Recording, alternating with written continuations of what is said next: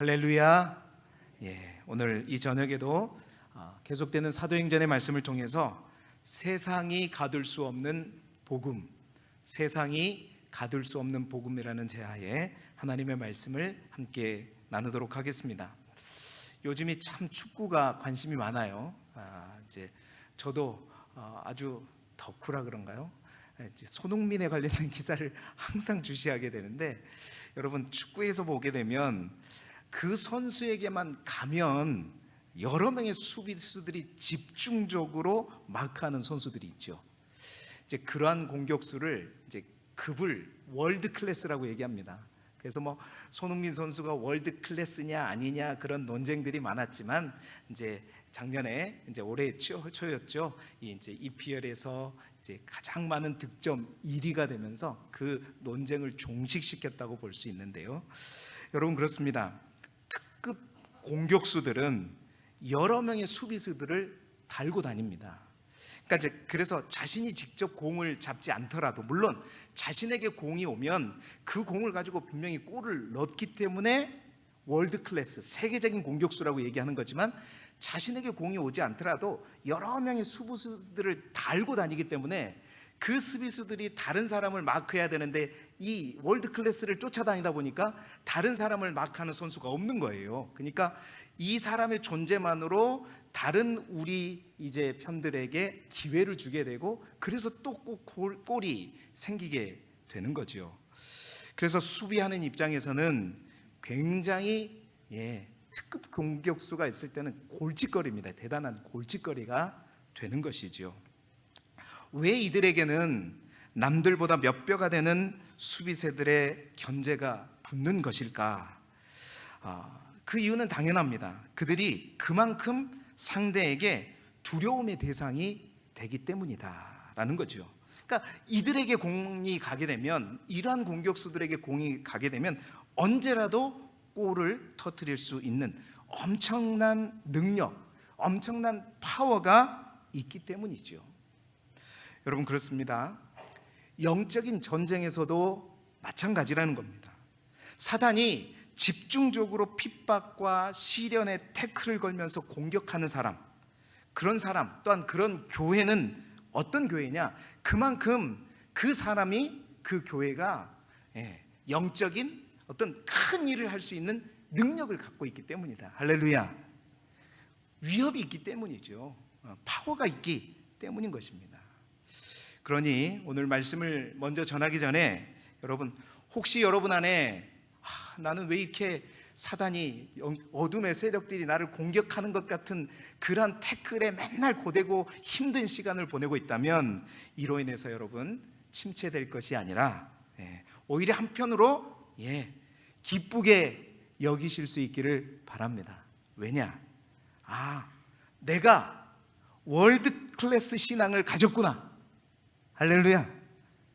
그런 신앙을 갖고 싶은 사람이 아무도 없나 봐요. 내가 월드 클래스 신앙을 가졌구나. 사탄이 이 정도로 두려워하는 사람이 바로 내가 되었구나. 그 말은 무슨 말이에요? 하나님께서 나를 통해 역사하시는구나. 그렇기 때문에 사단이 그렇게 태클을 거는 것이고, 그렇기 때문에 사단이 많은 것들을 통해서 그 사람을 힘들게 하는 것이다.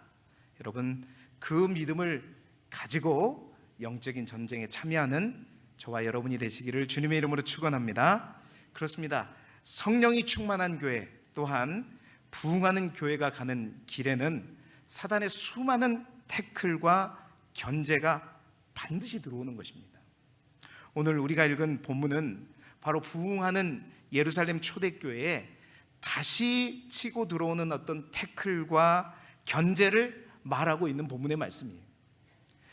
뿐만 아니라 오늘 이 본문을 통해서 우리가 알 수 있는 것은, 왜 이토록 초대교회가 이 사단의 엄청난 태클과 공격을 받을 수밖에 없는가? 이러한 태클에도 불구하고 결코 수그러들지 않는 바로 초대교회의 영적인 파워, 능력을 보여주고 있는 본문이 바로 오늘 우리가 읽은 본문의 말씀인 것입니다. 지난 시간에 아나니와 삽비라의 사건 이후에 더 정결해지고 단단해진 초대교회가 얼마나 놀랍게 부흥했는지를 우리가 보았습니다. 물론 이제 2주가 지났지만 거룩한 두려움을 가지라라는 제목으로 말씀을 나눴죠. 그 거룩한 두려움을 가지고 이제 하나님 앞에 옥석과 같은 믿음을 가진 사람들이 주께로 나오게 되었는데, 그 무리가 큰 무리가 되었다고 성경은 얘기하고 있었고, 그리고 수많은 병자들과 귀신 들린 자들이 치유함을 받았다고 성경은 기록하고 있었죠. 뿐만 아니라 그러한 모습을 보면서 많은 불신자들조차도 교회를 인정하기 시작했고 또 교회를 존중하기 시작했었다라고 기록하고 있었습니다. 그리고 그 영향력은 예루살렘 전체로 번져 나아가게 되었다라고 말씀을 드렸죠. 자, 그 사건 이후에 오늘 본문으로 이어지는 것입니다. 자, 그렇게 놀라운 하나님의 역사를 보고, 그런데 그러한 모습을 보면서 마음에 언짢은 사람이 있었다는 거예요. 마음에 속상한 사람이 있었다는 거죠. 그 사람들이 누구였냐? 다름 아닌 대제사장들과 종교 지도자들이었다라고 오늘 성경 17절에는 말하고 있는 것입니다.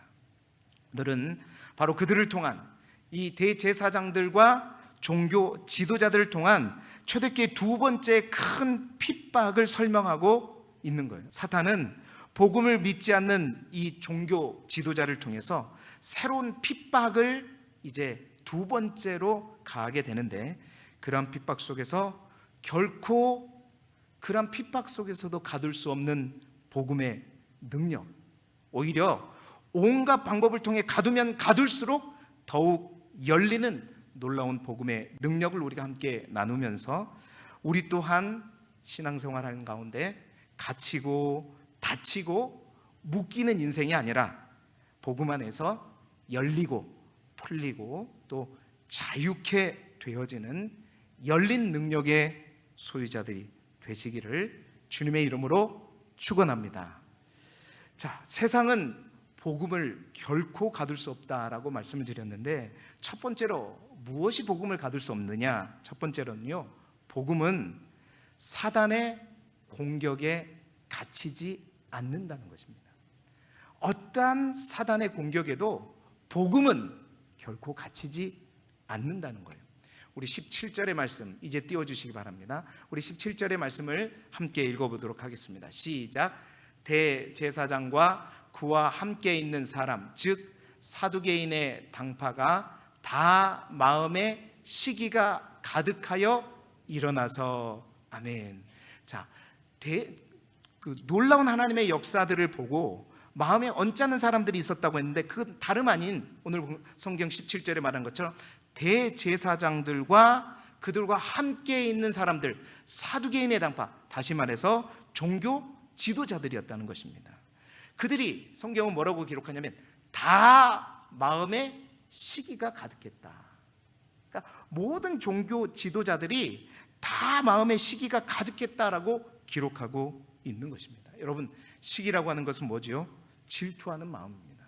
그러니까 겉으로 아무리 그럴싸한 논리로 위장하고 있어도 그들의 마음속의 근본적인 문제는 시기심이었다는 거예요. 여러분, 시기심의 시작이 어디였을까요? 시기심의 시작은 최초의 살인자였던 바로 가인으로부터 시작하죠. 가인의 분노, 여러분, 그 가인의 분노가 어디에서부터 시작하냐면 비교하면서 그 분노의 싹이 텄음을 우리는 알 수가 있죠. 다름 아닌 비교의식에 의한 시기심 때문에 가인은 분노에 사로잡힐 수밖에 없었던 것입니다. 마찬가지입니다. 열등의식이 강한 사람일수록 비교의식이 강한 것을 우리는 볼 수 있죠. 여러분, 사단은 이러한 열등의식과 비교의식과 피해의식을 이용해서 사람을 절망과 좌절과 분노와 미움의 감정을 사람으로부터 일으켜가지고 생명을 파괴하는 그러한 데까지 이르게 하는 것입니다. 사실 대제사장과 종교 지도자들의 시기심, 또 그들의 비교의식, 그들의 피해의식, 그들은 고등교육을 받았어요. 신앙적으로 가문이 있는 사람들이고 영적으로 어려서부터 25살 때부터 성전에서 열심히 봉사하면서 주의 말씀을 배웠던 자들입니다. 그런데 저 갈릴리에서 물질했던 어부들, 그들보다도 사람들에게 존중을 받지 못하고 그들보다도 능력을 행하지 못하는 자기 자신, 끊임없는 비교의식과 또 그들로 인해서 자신의 줬던 교권이 피해받고 있다는 피해의식, 그러면서 시기심이 발생한 거죠. 그러한 피해의식과 시기심과 또한 비교의식을 통해서 사단이 어떻게 해요? 사도들을 핍박하도록 한 거예요. 결국은 그 배후에 누가 역사하는 거냐면 사단이 역사하고 있었던 것이지요. 사랑하는 성도 여러분, 오늘 우리가 분명히 알아야 될 것이 있습니다. 복음은 사단의 어떠한 배후 공작에도 불구하고 결코 갇히지 않는다는 거예요. 비록 대제사장들과 종교 지도자들의 시기심을 통해 복음을 가두려고 했지만 그들의 시기심과 비교의식과 피해의식은 오히려 사도들을 가두는 것이 아니라 실제로는 누구를 더 가두었냐면 그 자신들, 대제사장들과 종교 지도자들을 가면 갈수록 더 가두고 있다는 사실입니다. 그렇습니다, 여러분. 우리의 인생에 있어서 우리가 신앙생활하면서도 마찬가지입니다. 불행으로 가는 지름길이 무엇인가? 그것은 다름 아니라 다른 사람이 갖고 있는 것과 내가 갖고 있는 것을 비교하는 행위에 바로 거기에서부터 우리의 믿음 생활의 불행은 시작되는 거예요. 여러분, 비교의식이라는 게 그렇습니다. 남보다 못하면 어떤 마음이 되냐면 남보다 못하면 비참함을 느끼게 하는 게 비교의식입니다. 뿐만 아니라 그 비교의식은 남보다 내가 혹 나으면 어떻게 해요? 우쭐거리게 만드는 거죠. 자만심을 낳는 게 비교의식입니다. 뿐만 아니라 또 언제 뒤처질 줄 모르게 끊임없이 그 비교의식에 사로잡힌 사람은 내가 계속 앞으로 나아가야 한다는 항상 뭐가 있냐면 압박감이 있는 거예요. 결국 비교의식을 가진 사람은 비참함과 자만심과 압박감에 늘 사로잡혀 있게 되는 거예요. 그러니까 행복한 삶이 되지 않는 거죠. 하나님께서 믿음의 사람들에게 주신 그 풍성한 삶, 그 풍성한 삶을 누리기보다는 항상 뭐예요? 감사하면서 살기보다는 모자란 것을 바라보고 부족한 것을 바라보고 그러면서 가진 자를 시기하고 미워하고 그래서 편을 가르고 그렇게 안타깝게 살아가는 것입니다. 그래서 야고보 기자는 이렇게 말하고 있죠. 야고보서 3장 16절의 말씀을 우리 함께 읽어볼까요? 시작. 시기와 다툼이 있는 곳에는 혼란과 모든 악한 일이 있습니다. 어디에 혼란과 모든 악한 일이 있느냐? 시기가 있는 곳에 있다는 거예요.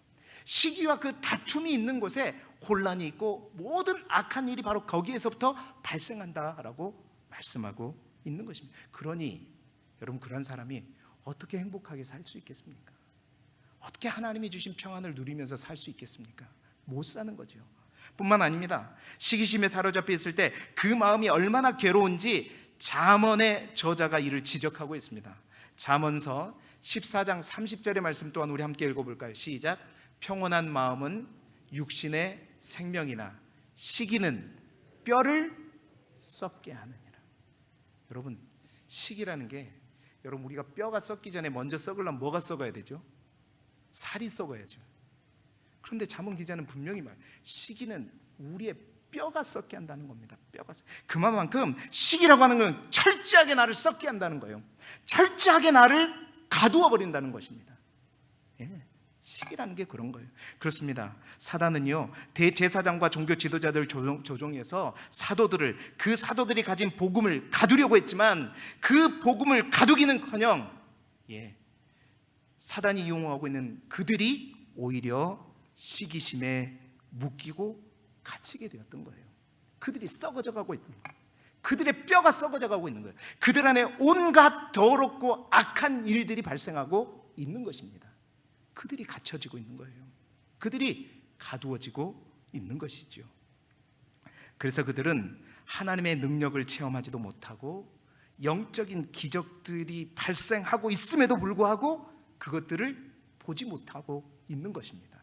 오늘 본문 23절의 말씀을 보게 되면 성경이 이렇게 이르되 우리가 보니 옥은 든든하게 잠기고 지키는 사람들이 문에 서 있으되 문을 열고 본즉 그 안에는 한 사람도 없더이다 하니, 사도들은 천사들이 나타나서 그들을 옥의 문도 열지 않고 그들을 옥에서 깨어놓은 놀라운 기적과 역사들을 눈으로 봤어요. 그러나 그들은요, 어떻게 해요? 하나님의 놀라운 기적과 역사들을 전혀 보지 못합니다. 그들의 눈에 보이는 것은 여전히 옥의 문은 든든히 닫혀 있고 지키는 사람들은 여전히 있는데 어떻게 해요? 그 안에 사람은 한 사람도 없어요. 그런데 자기의 눈으로는 그 놀라운 역사를, 기적을 전혀 그들은 볼 수 있는 영안이 열리지 않은 겁니다. 왜? 시기심이라고 하는 그 감옥에 그들이 갇혀 있기 때문에.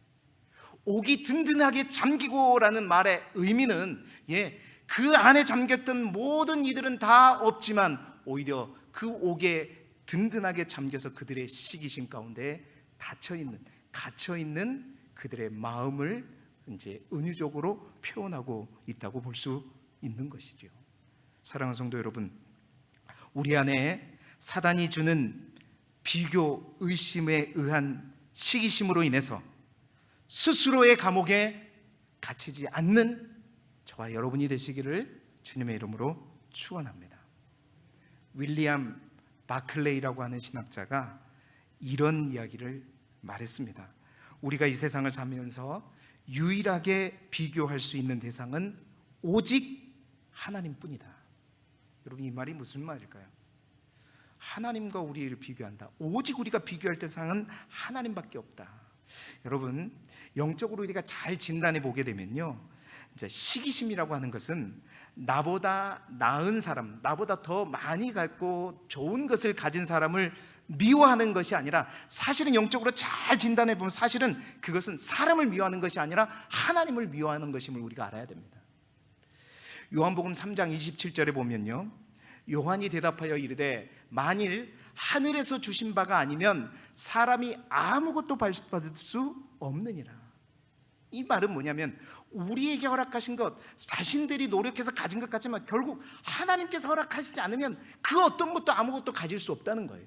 그런데 그럼에도 불구하고 나보다 많이 갖고 나보다 좋은 것을 가진 사람을 시기하고 미워하는 것은 결국 그래서 누구를 미워하는 것이다? 사람을 미워하는 것이 아니라 그에게 그것을 허락하신 하나님을 미워하는 것이다.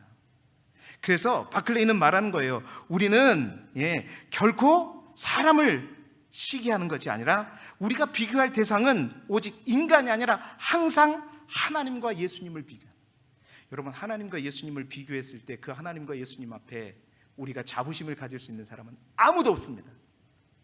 하나님의 비교의 대상이 늘 되게 되면 항상 우리는 교만할까요? 겸손할까요?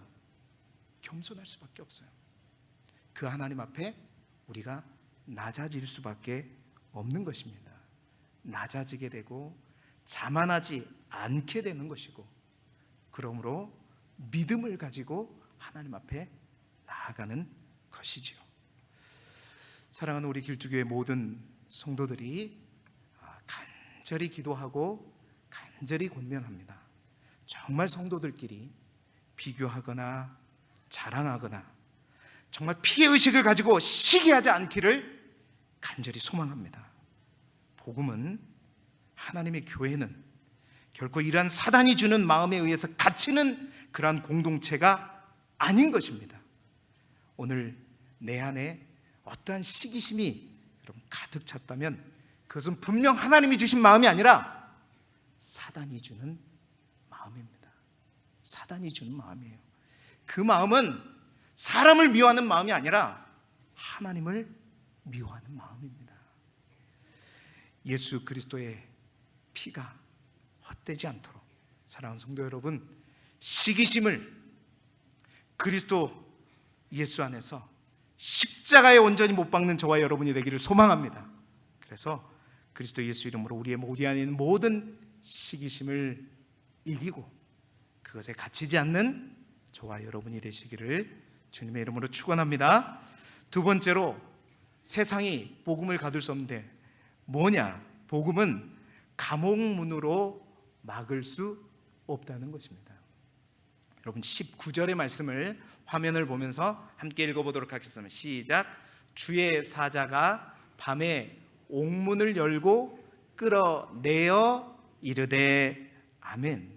자, 종교 지도자들의 시기심은 결국 사도들을 전부 사로잡아다가 옥에 가두게 되었습니다. 이미 우리는 사도행전 4장에 부활의 복음을 전하다가 갇히게 된 베드로와 요한을 우리가 함께 말씀을 나눈 적이 있죠. 그런데 이제 박해자들의 시기심을 더 강력하게, 박해자들은 그 시기심을 더욱더 강력하게 해서 사도들 모두를 바로 옥에 가두었습니다. 그러나 비록 사도들을 옥에 가두었지만 복음의 능력은 결코 갇히지 않고, 결국 하나님은 주의 사자를 보냈다고 그랬죠. 주의 천사를 보내서 오늘 우리가 읽은 성경에 보니까 밤에 옥문을 열고 끌어내었다. 밤에 옥문을 열고 끌어내었다라고 기록하고 있어요. 놀라운 기적이 일어나는 거죠. 왜 이것이 기적이냐? 아까 우리가 먼저 읽었던 23절의 말씀 보았잖아요. 23절의 말씀에 보면 그 옥을 관리하는 그 관리자가 말하기를 그랬잖아요. 우리가 보니 옥은 든든하게 잠기고 지키는 사람들이 문에 서 있을 때 문을 열고 본즉 그 안에는 한 사람도 없더이다. 그렇습니다. 분명히 옥문은 든든히 잠겨 있고 또 그 문을 지키는 사람들이 문을 여전히 문에 서서 지키고 있었음에도 불구하고 주님께서 그들을 이끌어 내신 것이죠. 여러분 잘 보세요. 사도들을 가두려고, 어떻게 하면 가두려고 했던 자들은 오히려 스스로가 그들의 시기심과 이기심에 사로잡히게 되었죠. 그러나 갇힌 자들은 하나님께서 결정하신 가장 결정적인 순간에 기적적으로 문이 열리지도 않았습니다. 지키는 자들이 여전히 지키고 있습니다. 그런데 그 안에 사도들은 아무도 없습니다. 놀라운 기적으로 그 하나님의 은혜를 얻게 된 것이죠.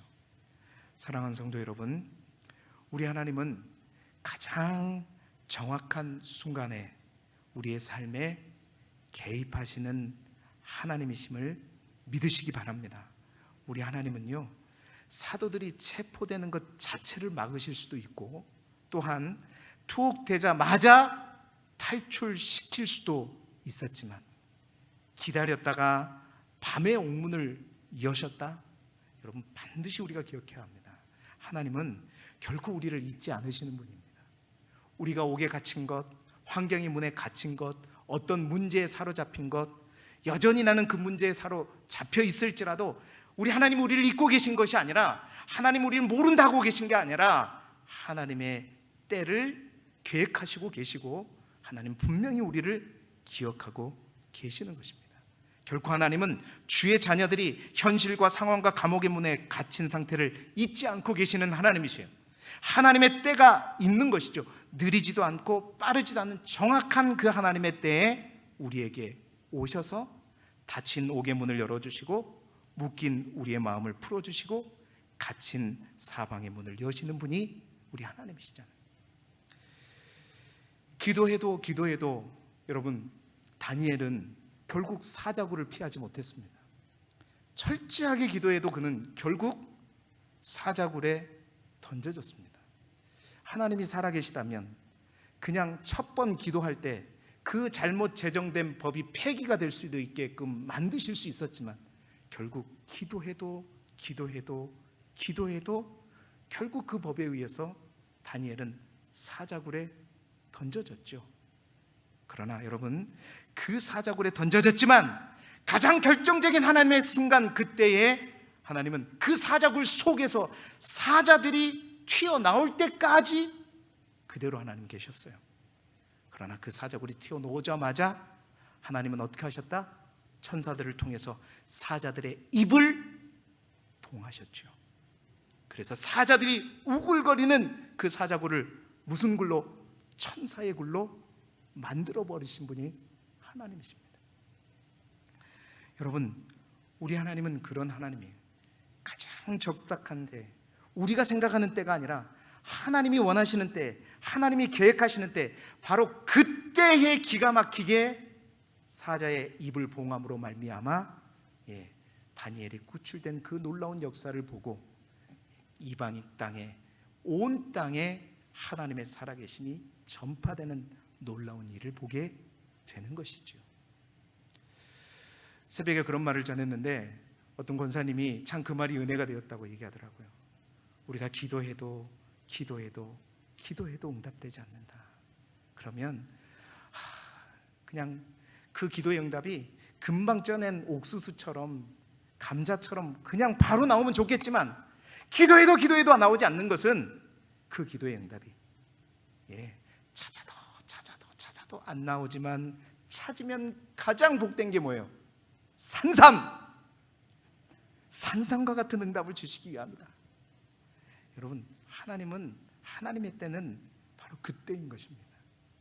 우리가 원하는 때가 좋은 때가 아니라 하나님이 정하신 때가 가장 최선의 때인 것이죠. 하나님은 그 때를 기다리시고 끝까지 함께 하시는 하나님이십니다. 복음은 어떠한 감옥문으로 막을 수 없습니다. 어떠한 환경의 문으로 막을 수 없는 것입니다. 하나님은 오히려 가장 결정적인 순간에 문을 여셔서 놀라운 복음의 역사를 펼쳐가시는 분이 우리 하나님이세요. 사랑하는 성도 여러분, 우리의 가진 복음의 능력을 100%, 200% 신뢰하시기를 바랍니다. 우리는 갇혀도 복음은 전혀 갇히지 않는 것입니다.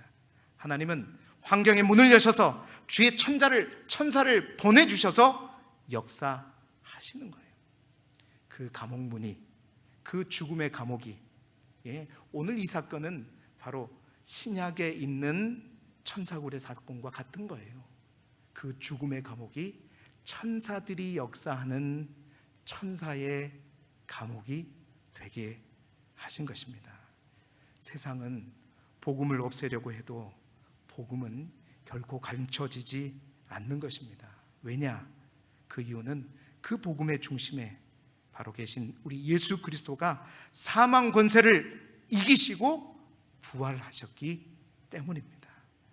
예수 그리스도를 믿는 자들을 없애려고 수도 없이 우리 세상의 역사 가운데 많은 사람들이 노력하고 시도했지만 한 번도 성공한 적이 없었죠. 오히려 박해와 핍박은 예수님을 더욱더 굳건하게 믿고 따르게 하는 새로운 동력이 되었을 뿐인 것입니다.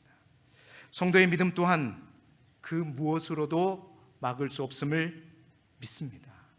우리의 복음의 능력을 여러분 확신하시기 바랍니다. 그 복음의 중심에 서 계신 부활하신 예수 그리스도를 항상 내 구주로 모시고 고백하면서 날마다 그 예수님과 교제함으로 말미암아 우리 안에 믿음을 많은 이들에게 전하고 또 전파하는 우리 모두가 되시기를 주님의 이름으로 축원합니다.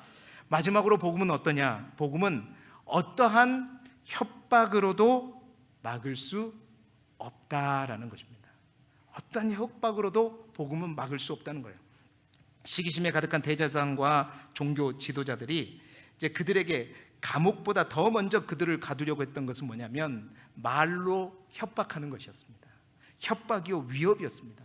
그들은 이제 그 대제사장과 종교 지도자들은 자신들도 모르는 사이에 옥에서 나와 복음을 전하고 있는 사도들을 붙잡아다가 그들에게 이렇게 말하죠. 28절의 말씀입니다.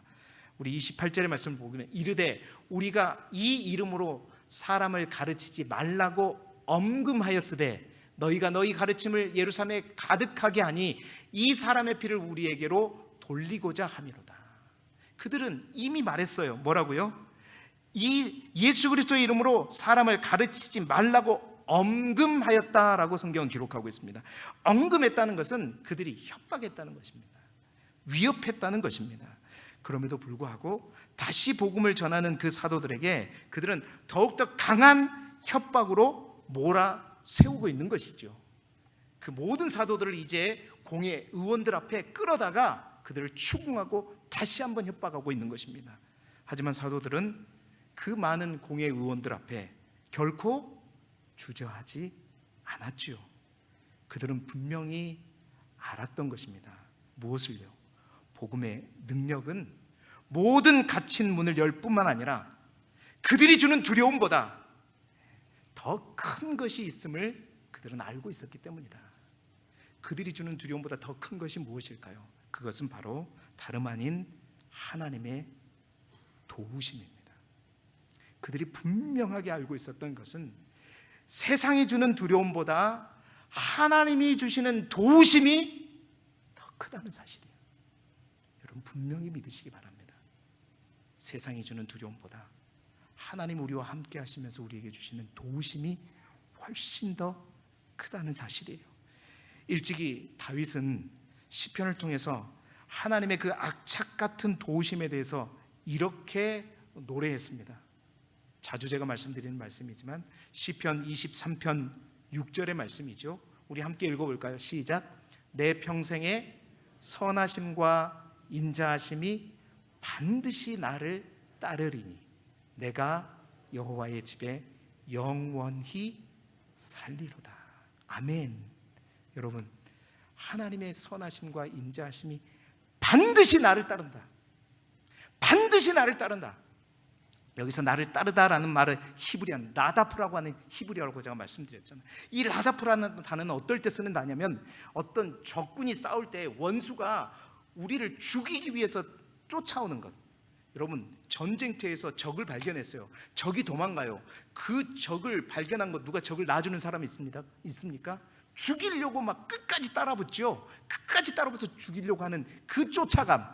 그때 쓰는 단어가 라다프, 바로 따르리니 할 때 그 따르다는 말입니다.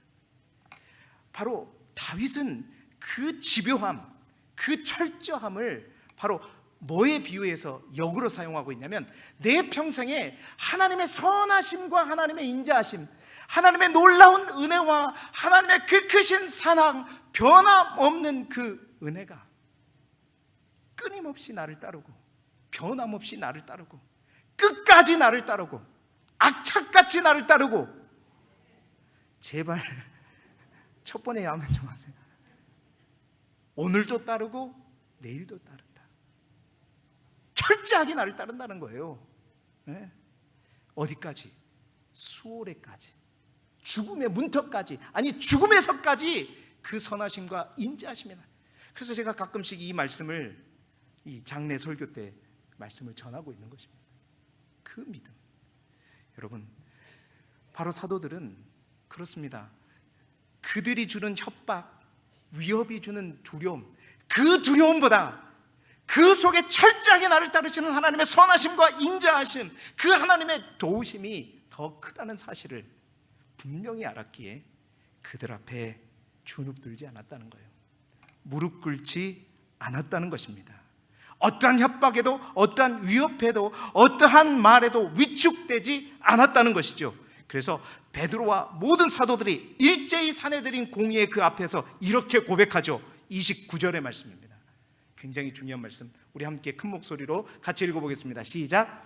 베드로와 사도들이 대답하여 이르되 사람보다 하나님께 순종하는 것이 마땅하니라. 아멘. 아멘. 사람보다 하나님께 순종하는 것이 마땅하니라. 여러분 그렇습니다. 복음의 능력에 사로잡힌 사람들은 두려움보다 더 크신 하나님의 도우심을 믿고 의지하기에 어떠한 두려움 앞에서도 당당합니다. 위기의 상황에 가면 그 사람의 믿음의 실체가 드러나는 것이죠. 그 사람이 끌고 가는 핵심, 그 인생관이 나도 모르게 터져 나오는 것인데, 여러분 사도들의 핵심, 그들의 인생관, 철학이 무엇인가? 사람보다 하나님께 순종하는 것이 마땅하다. 그들은 이제 그 믿음, 그 철학, 그 인생관을 분명히 가지고 있었던 것입니다. 여러분, 우리는 세상을 살아가면서 얼마나 많은 사람들의 눈치를 보고 살아가고 있습니까? 지난 주일에 그래서 제가 위선에 대해서 여러분과 함께 나누었죠. 위선과 싸우라. 세상에 많은 사람들은 얼마나 권력 앞에, 힘 앞에 줄을 섭니까? 새로운 대통령, 새로운 지방자치단체장들 앞에 얼마나 많은 줄을 서고 그들의 눈치만 바라보고 사는가. 그러나 여러분, 세상 사람은 세상의 눈치를 보지만 우리는 오직 하나님의 눈치만 보는 사람인 줄 믿습니다. 하나님의 눈치만 보는 사람입니다. 우리는 세상에 살지만 우리들의 주소는 이 세상이 아니죠. 세상의 법을 따르지만 우리 안에 더 큰 하나님의 법을 따르며 사는 사람이 우리 그리스도인이고 믿음의 사람인 것입니다. 우리 하나님은 세상을 두려워하는 사람과 함께하는 것이 아닙니다. 오히려 하나님을 정말 두려워할 줄 알고 그 하나님을 진심으로 사랑하는 사람을, 하나님을 귀히 여기는 자들 사랑하고 지키시고 보호하시는 하나님이세요. 예레미야 1장 8절에 그래서 하나님이 이렇게 말씀하셨습니다. 우리 함께 읽어볼까요? 시작. 너는 그들 때문에 두려워하지 말라. 내가 너와 함께하여 너를 구원하리라. 나 여호와의 말이니라 하시고 아멘. 그래서 베드로와 사도들은 당당하게 자신의 분명한 신앙관을 선포하기 시작했던 것입니다. 우리한테 겁주려고 하지 마라. 우리는 세상을 두려워하지 않는다. 너희는 종교 지도자들이라고 하지만 하나님이 아니라 세상을 두려워하며 살아가지 않느냐. 그런 너희를 우리가 어찌 두려워하겠느냐. 그러니 우리는 이제 꺼리낌 없이 하나님께서 주신 메시지를 이 자리에서 전할 것이다 하면서 베드로와 사도들은 29절에 바로 사람보다 하나님께 순종하는 것이 마땅한 것이다 라고 말하면서 바로 30절부터 32절까지 우리가 읽지는 않았지만 십자가의 복음을 그들 앞에 조금도 두려워하지 않고 당당하게 선포하고 있는 것입니다.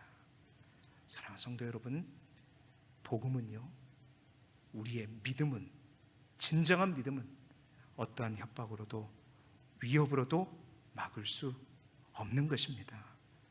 두려움보다 크신 하나님의 도우심을 항상 믿고 의지하면서 담대히 나아갔던 이 사도들처럼 여러분, 우리 모두에게도 그 믿음이, 그 복음의 능력으로 날마다 담대해지시기를 주님의 이름으로 축원합니다. 말씀을 마치겠는데요, 복음은, 사도들의 믿음은 결코 이 세상이 막을 수 없었습니다. 그리고 우리 또한 그 사도들이 가진 복음을 소유한 자들이 바로 오늘 우리들입니다. 여러분, 복음은 사단의 공격에 갇히지 않습니다. 복음은 어떠한 환경의 문, 감옥 문에 의해서도 갇히지 않는 것입니다. 뿐만 아니라 복음은 사람의 위협과 협박에도 결코 눌리거나 갇히지 않습니다. 오히려 복음의 능력은 그 갇힌 곳의 문을 열고 묶인 곳을 풀고 눌린 곳을 자유케 하는 하나님의 능력인 줄 믿습니다. 우리 모두가 그 복음의 능력에 온전히 사로잡힘으로 말미암아 이 마지막 때 핍박과 눌림과 갇힘에도 오히려 열림의 능력을 가지고 그리스도 예수 안에서 담대하게 하나님을 선포하며 나아가는 우리 길쭉의 모든 성도들이 되시기를 주님의 이름으로 축원합니다.